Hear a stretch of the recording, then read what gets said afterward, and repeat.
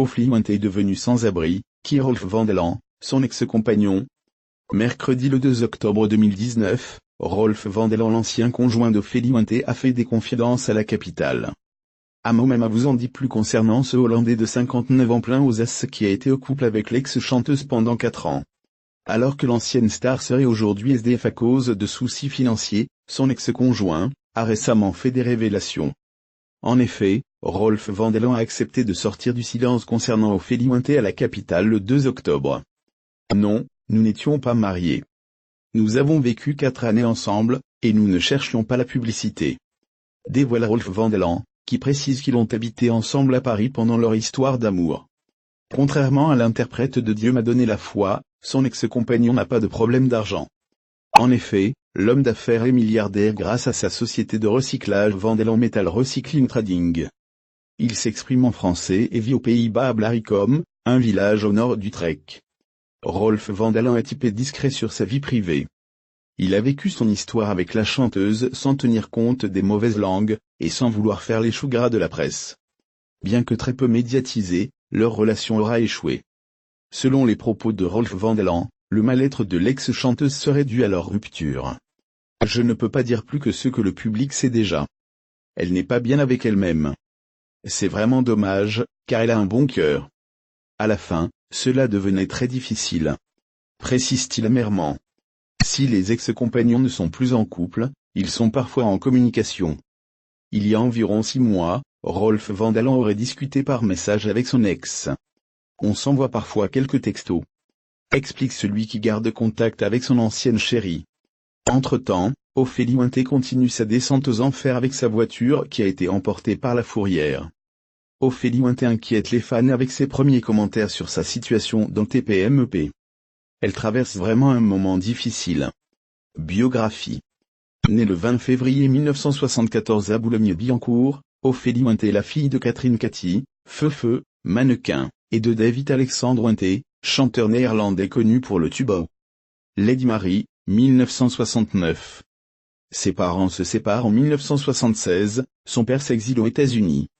Elle grandit à Neuilly-sur-Seine, en vrai garçon manqué. Elle est inséparable de son frère aîné, Michael, né en 1972.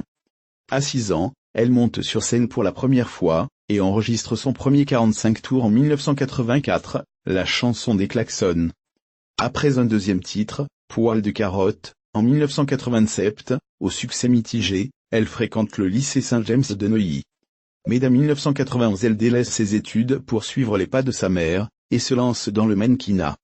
Cantonnée aux photos de mannequins de lingerie, elle décide alors de reprendre contact avec des producteurs pour renouer avec la chanson. En 1993, elle rencontre le chanteur Prince, ensemble ils enregistrent à Minneapolis une reprise du tube The Most Beautiful Girl in the World. À l'automne 1994, la chaîne M6 propose à Ophélie Winter la présentation d'une émission musicale hebdomadaire, le Hit Machine. Propulsée animatrice star de la chaîne, elle cumule les émissions pendant 3 ans, Dance Machine Club, Coming Next, Ophélie Street, Ophélie Show. Elle profite de cette popularité pour sortir en 1995 le single Dieu m'a donné la foi qui devient le tube de son album Nos Soucis. Vendu à 600 000 exemplaires et certifié disque de platine. Elle laisse à sa mère la gestion de ses affaires, et crée avec elle une société de production, Winall. Curieuse de découvrir d'autres univers, elle fait une première apparition au cinéma en 1996 dans Homme, Femme, mode d'emploi de Claude Lelouch. L'année suivante, elle décroche les rôles principaux dans Tout doit disparaître de Philippe Mouille et Bouge de Jérôme Cornio. L'accueil de son deuxième album, Privacy, en 1998 est mitigé, vendu à 275 000 exemplaires, les concerts et la tournée initialement prévus sont cependant annulés. Après l'échec en demi-teinte de son émission sur TF1, Ophélie Winter Show, en 2000, elle revient sur le grand écran avec Les Jolies Choses de Gilles Paquet-Brené, 2001. En 2002, elle est de retour dans les bacs avec un nouvel opus, Explicit Lyrique. Malgré le relatif flop de ce troisième album, le single Sage dont il est extrait réussit à se frayer une place dans le 50 Pan Get Tonga. En 2004, des problèmes de santé l'éloignent des studios. En septembre 2007, après quelques années d'absence du petit écran, Ophélie retrouve M6, chaîne avec laquelle elle a débuté, pour rejoindre le jury de la 4e saison de Popstar. Son quatrième album, en 2009, Resurrection, qu'elle produit sous son label W, ne trouve pas son public. La chanteuse se fait plus rare depuis. En 2013, on la retrouve aux côtés de Thierry Lhermitte dans un épisode de la série Document Martin sur TF1.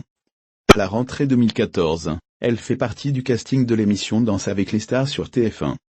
Côté vie privée, après une romance avec le chanteur Mxolar à la fin des années 90 et avec l'acteur Alain Chabat, 2002-2003, elle reste aujourd'hui discrète sur ses amours.